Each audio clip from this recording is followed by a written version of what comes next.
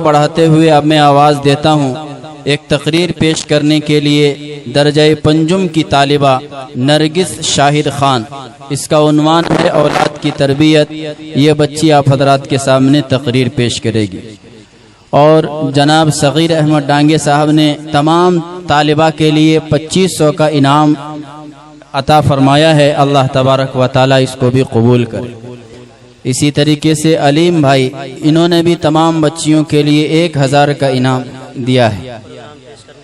Programme पेश करने वाले 1000 का इनाम दिया है। अल्लाह इसको भी कबूल फरमाए।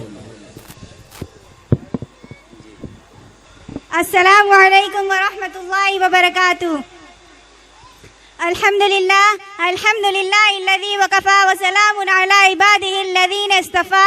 अम्मा बाद, काबिल फ़ख्र मुअल्लिमात और हमारे मदरसे के ज़िम्मेदारान हजरात और मेहमान खुसूसी और मेरी माओ और बहनों, आज मैं आप लोगों के सामने औलाद की तरबियत से बात करना चाहती हूँ। औलाद अल्लाह रब्बुल इज़्ज़त की अता की हुई नेमतों में से एक अजीम नेमत है।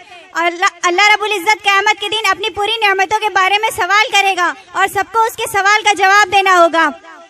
इस्लामी तालीमात के मुताबिक औलाद की तरबियत पर वालिदैन पर औलाद की दीनी तालीम व तरबियत फर्ज है। मुअज़्ज़ज़ सामईन, माँ का गोद बच्चे के लिए पहला मदरसा होता है। बच्चे को जैसी तरबियत माँ के गोद से मिलती है वो आगे वैसे ही परवान चढ़ता है। अगर माँ की अच्छी तरबियत करे तो वो आगे चलकर मुल्क और मिल्लत के काम आते हैं, मुस्तकबिल का सहारा भी बनते हैं और अल्लाह रब्बुल इज़्ज़त उनको इज़्ज़तें भी अता करता है। अगर माएँ अपने बच्चों की अच्छी तालीम करें, लेकिन निहायत ही अफसोस के साथ कहना पड़ रहा है कि आज हमारे माशरे में औलाद की तरबियत को लेकर बहुत गफलत है। न वालिद के पास वक्त है कि वो अपने औलाद की तरबियत करे। वो सुबह से शाम अपने कारोबारी मसरूफियात में लगा रहता है और अपने दोस्तों अहबाब के साथ मस्त रहता है, और माएँ अपने रिश्तेदारों, पड़ोसियों और घर के कामों में मशगूल रहती है, या वक्त मिले तो फोन या बाजारों में गुजर जाता है। बच्चे की तरफ न वालिद की तवज्जो है और न ही माँ की। मुअज़्ज़ज़ सामईन, बच्चा जब घर आए तो उसे आदाब सिखाए, उसे दीन सिखाए और उसे नमाज और रोजे का पाबंद बनाए। हाज़रीन महफिल, हज़रत खंसा रज़ियल्लाहु अन्हा एक सहाबिया है। एक जंग का मौका था। हज़रत उमर रज़ियल्लाहु अन्हु ने ऐलान किया कि जिस घर में नौजवान है उसे जिहाद के लिए तैयार करे और माल है तुम उसके जरिए मुसलमानों की मदद करे।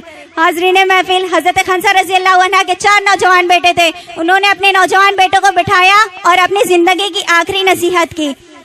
माँ ने कहा, मैंने तुम्हारे बाप को कभी रुस्वा नहीं किया और ना ही तुम्हारे मामों को कभी शर्मिंदा किया, यानी मैंने हमेशा इफ़्फ़त और पाक दामनी की जिंदगी गुजारी। तुम्हारे वालिद की भी पहले शहादत हो चुकी है। कल जब तुम चारों दुश्मन के मुकाबले में जाओ तो तीर अपने सीनों में बर्दाश्त करना।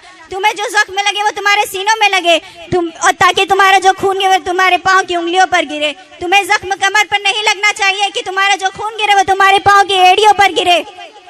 यह कहकर माँ ने अपने चारों बेटों को सीने से लगाया और बोसा दिया और जंग के लिए रवाना कर दिया। ये 4 बेटे हज़रत खंसा रज़ियल्लाहु अन्हा के सहारा थे और चारों बेटे जंग में शहीद हो जाते। अब मैं अपनी तमाम माँ और बहनों से पूछना चाहूंगी कि है कोई माँ ऐसी जो अपने हाथों से अब तैयार करके अपने बेटों को मरने के लिए रवाना कर दे? नहीं ना। हाज़रीन महफिल, औलाद की तरबियत करने के लिए सबसे पहला कदम यह है कि वालिदैन खुद तरबियत याफ्ता हो। मुअज़्ज़ज़ सामईन, जब माँ को अगर दीन से मोहब्बत होगी, अल्लाह से मोहब्बत होगी, रसूल पाक सल्लल्लाहु अलैहि वसल्लम की कुर्बानियों से मोहब्बत होगी, साहबा और साहबियात की कुर्बानियाँ जो हम किताबों में पढ़ते हैं, अगर उनसे मोहब्बत होगी तो हम और आप अपने औलाद की सही तरबियत करने की फिक्र करेंगे। मुअज़्ज़ज़ सामईन, तरबियत का सबसे पहला हिस्सा यह है कि हम खुद अपने औलाद के लिए दुआ करें कि अल्लाह हमारे बच्चों को नमाज और रोज़े का पाबंद बना, हमारे बच्चों को दीनदार बना और हमारे बच्चों को हाफिज़ कुरान बना। एक मुअज़्ज़ज़ सामईन, हमारे माशरे में जो इत्तेदाद की गिनतियाँ बढ़ती जा रही हैं वो उसमें कहीं ना कहीं ये इंसाफ है जो बेटियों को नहीं मिलता। ये प्यार और मोहब्बत जिनसे बेटियों को महरूम किया जाता है, जब ये माहौल उनको घर में नहीं मिलता तो वो बाहर ढूंढती है और मोहब्बत के 2 बोल सुनकर नऊज़ बिल्लाह अपने ईमान को गवा बैठती है। हमें चाहिए कि हम अपने घर के माहौल को पहले सुधारें, उसके बाद घर के माहौल को पहले सुधारें। ورنہ یہی بچے کل قیامت کے دن ہمارے خلاف گواہی دیں گے کہ اے اللہ انہوں نے ہماری صحیح تربیت نہیں کی تھی تو ان کو ڈبل سزا دے۔